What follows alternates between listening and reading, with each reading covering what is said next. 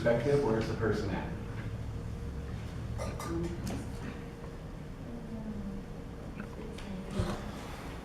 We just define it. Where's the person at for orthographic?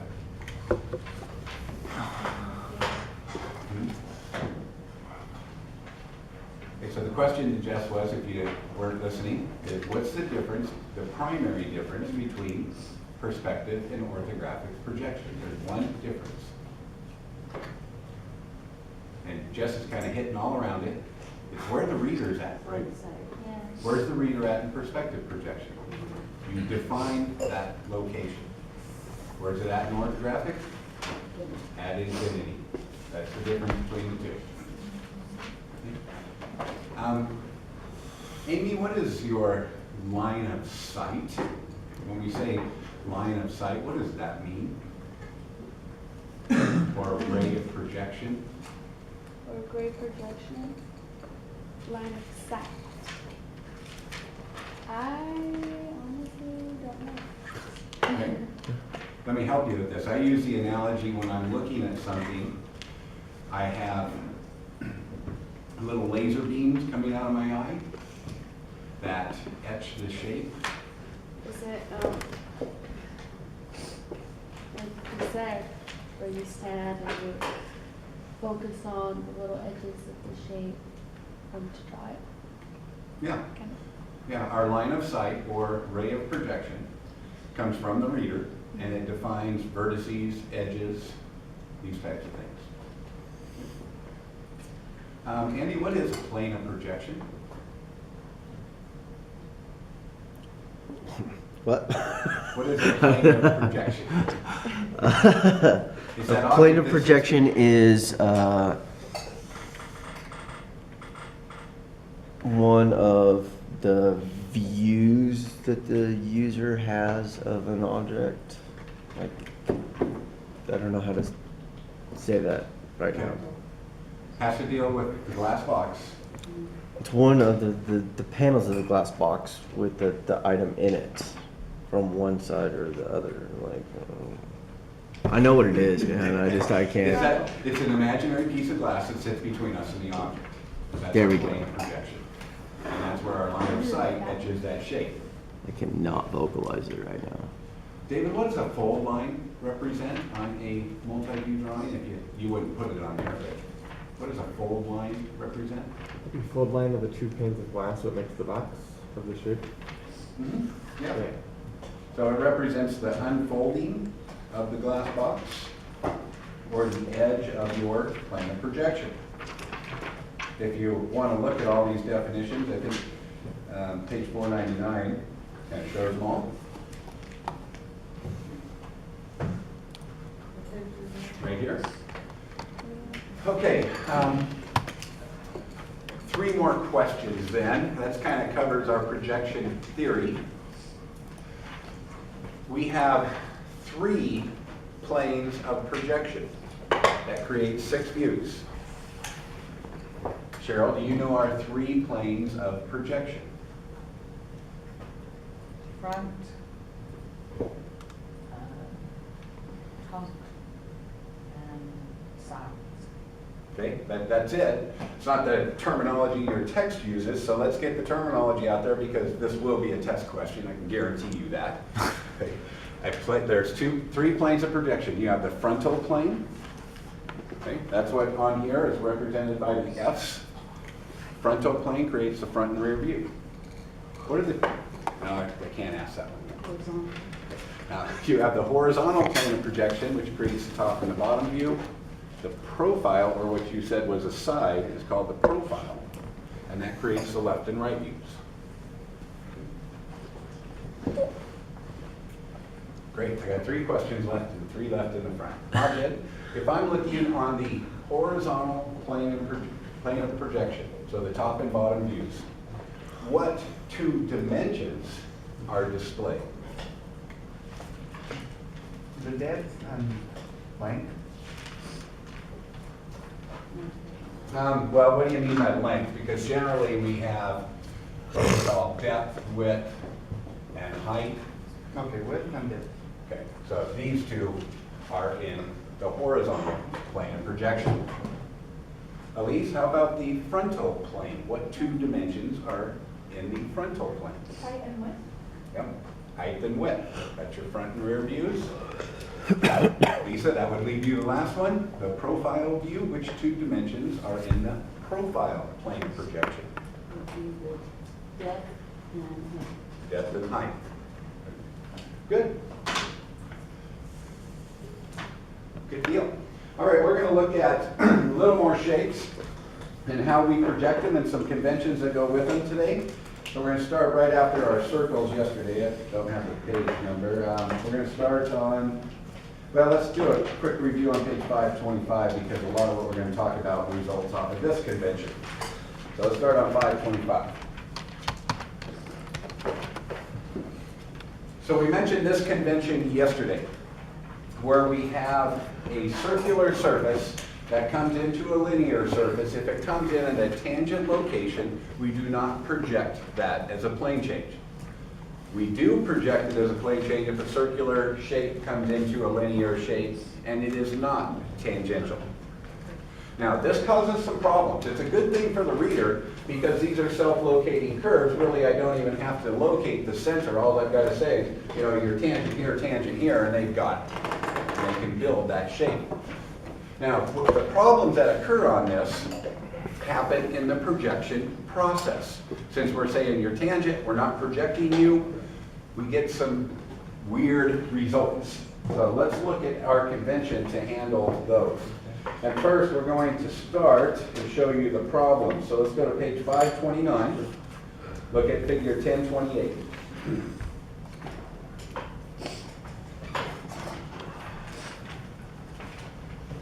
So what we're really talking about here is how fillets and rounds work.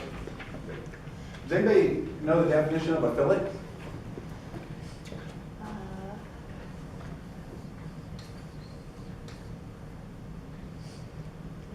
There's a fillet. Interior rounded corner. Now we break that out into one other thing. This is called a fish. Oh wait, not called a fish.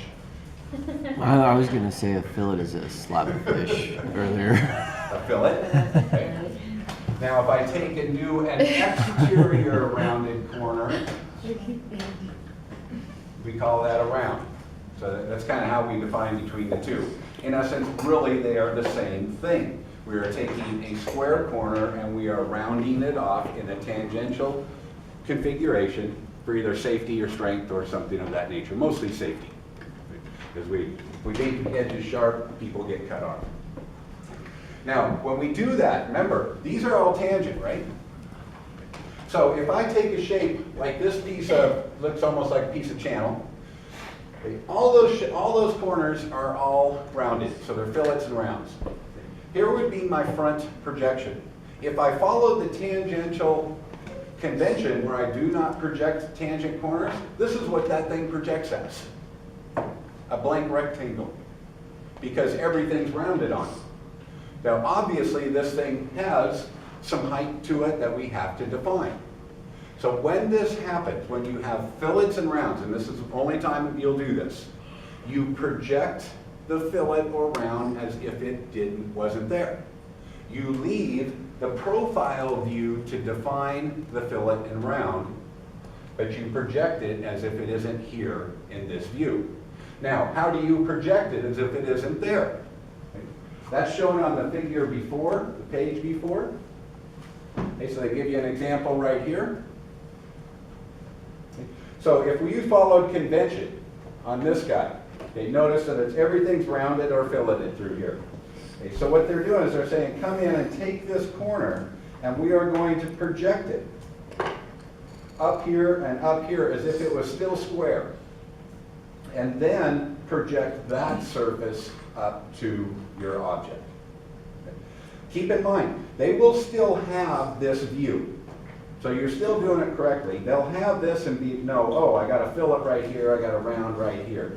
Okay. This is where it would occur if it didn't happen, because they're probably getting a round shape and then they're having to machine it or sand it, if it's wood, whatever the case might be. So when you get fillets and rounds, When you look at them in profile, you show them as is. When you look at them in any other location, project them as if they didn't occur. So you just kind of show those corners together and throw them up there. So not front, profile. So in profile, you show it with the fillets. Yes, yes, because you see it in profile. So that's really where our definition is going to occur. Wait, so there's no front roof? Wait. It's the front top. So where's the profile? That's just an example. Wait, Yeah, it's not a profile plan projection. It's, I'm looking Okay. at profile to, or I see the outline of the fillet and round. I had the same problem a minute ago, okay, Lisa. It took so me a you minute. project the fillet round as if it were not there in the rumble. Profile. Well, whenever, so here, I'm saying profile here because I see the shape outline. Uh-huh. Okay, maybe I shouldn't use the word profile because we just talked about a profile plan projection. You're confusing the Yeah, two. exactly. They're totally different. Okay. This is a top and front view. Okay, so here I'm seeing the geometry in profile Okay. or the outline of it. Okay, so I can show them here. They know it's there. I come to this view so that they understand there's plane changes going on, but they're tangential. Okay. So that's in essence what we're saying here. And it is to solve the problems that you see occur on page 529, right here, where every one of these shapes are going to project as basically blank rectangles or circles or whatever.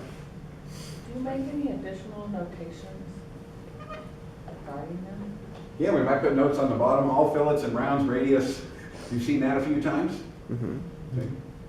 Yeah, and we try and keep them all the same just for that purpose too.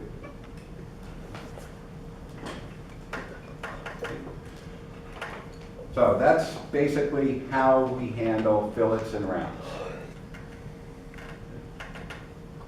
Now, I just want to hit this. We're not going to do any finish marks for a little bit, but this is a way for us to define a surface and what we want to do to it. Think of, like your drafting pencils.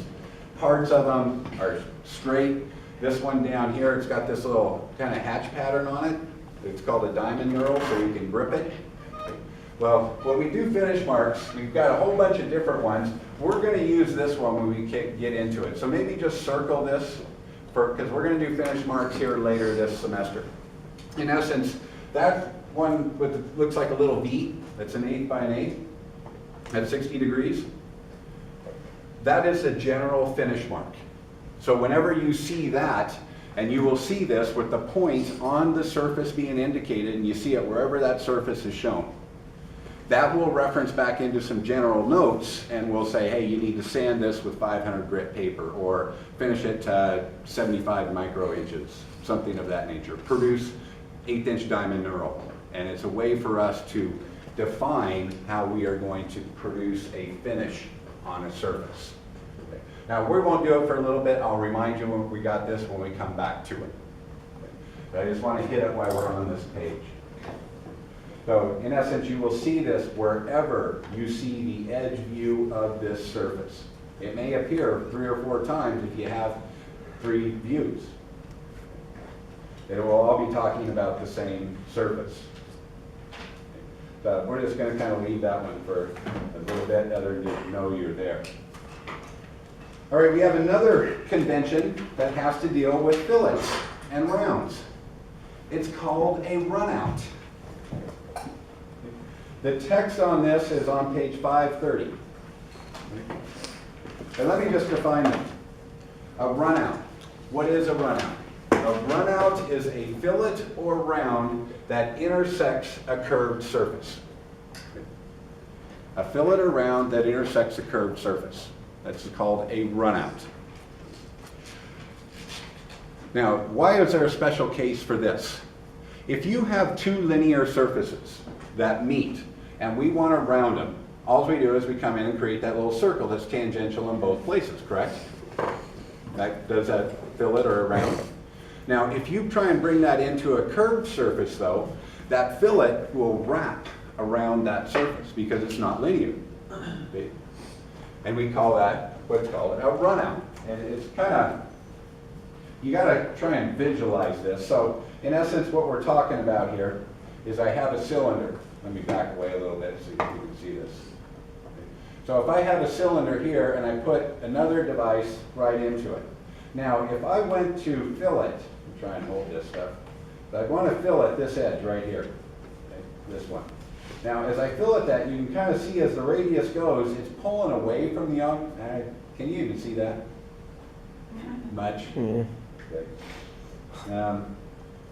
You know what, let's just use one of their figures in the book. Let's look at this first one right here.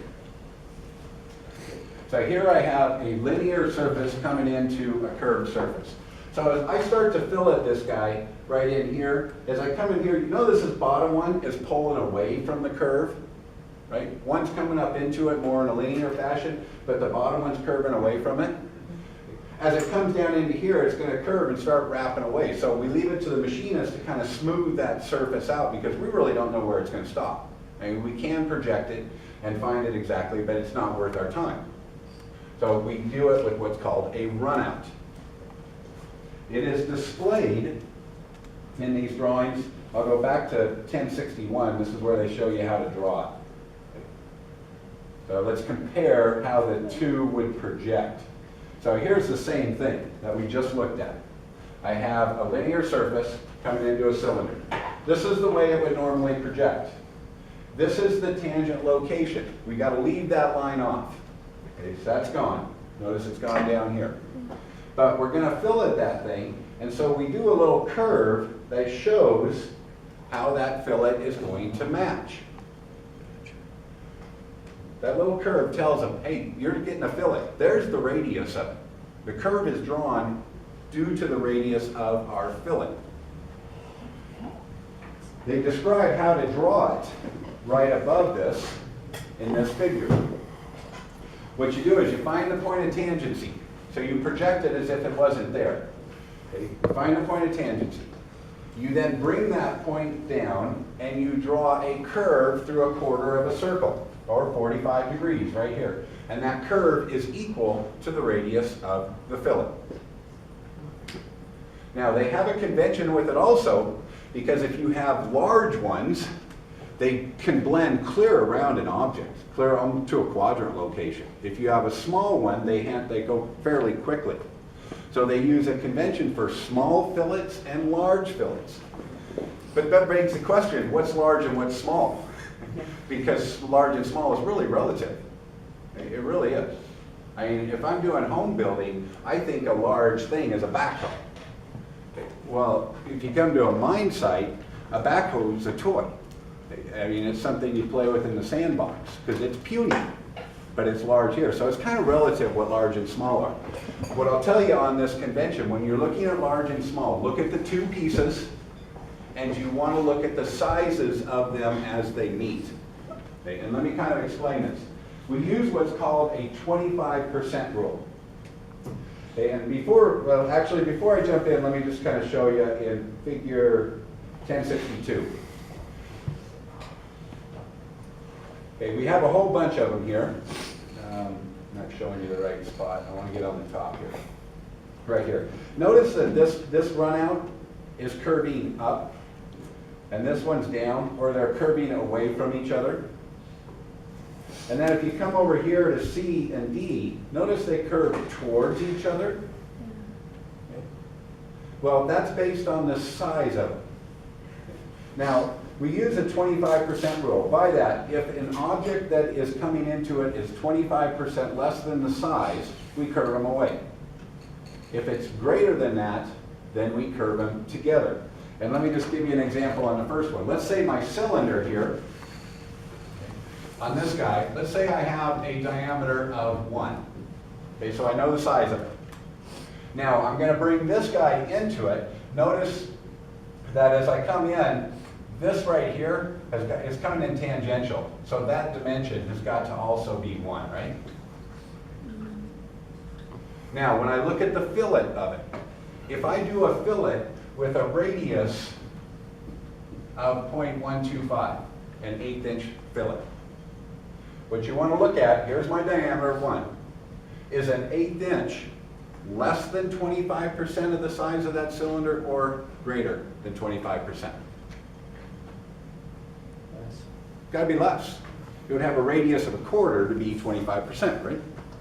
So since this is less than 25%, I would curve my runouts away from each other. Now, if I came in here and said, okay, I'm gonna do this, but this time the radiuses are 0.4375, 7/16. Now, is that fillet radius greater than 25% of my cylinder or less than 25%? It's greater. Greater. So I'm gonna curve these towards each other, like this. The ones that are greater, you curve them in, and the ones that are less, you curve them out. That is correct. That is correct. And you draw them as shown on the previous page or figure 10.61. This will happen whenever you have a filleted surface coming into a cylinder. Okay. And they give you the different examples on them. I will tell you that almost always, when you've got a linear surface coming into a cylinder, it's probably going to be a small one. Where you're going to get the large ones is when you take a cylinder into a cylinder. Because now we've got to have a fillet big enough to get into both of those. That's what we call a runout. It's when a filleted surface intersects with the cylinder. Any questions on that? Okay, runouts. We have a couple other conventions. We've got some stuff on page 532 that also have to deal with circular shapes and how we project them.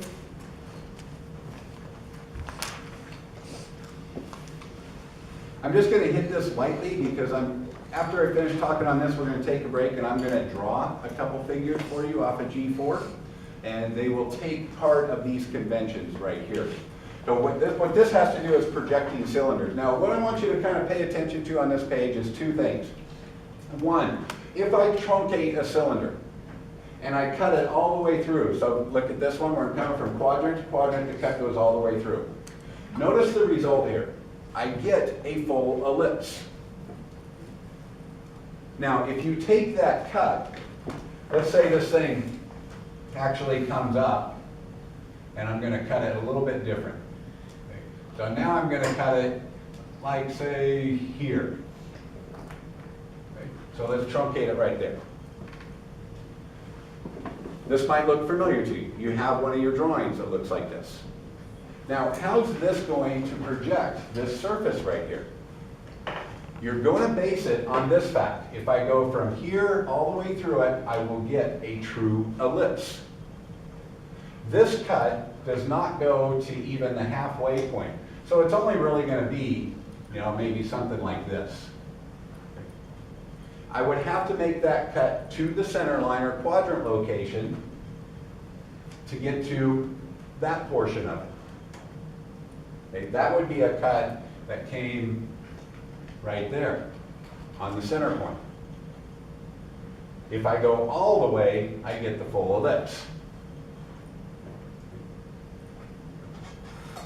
I just want to make that point out because you're going to see me use this concept. Keep in mind, this little surface right here, this is a plane.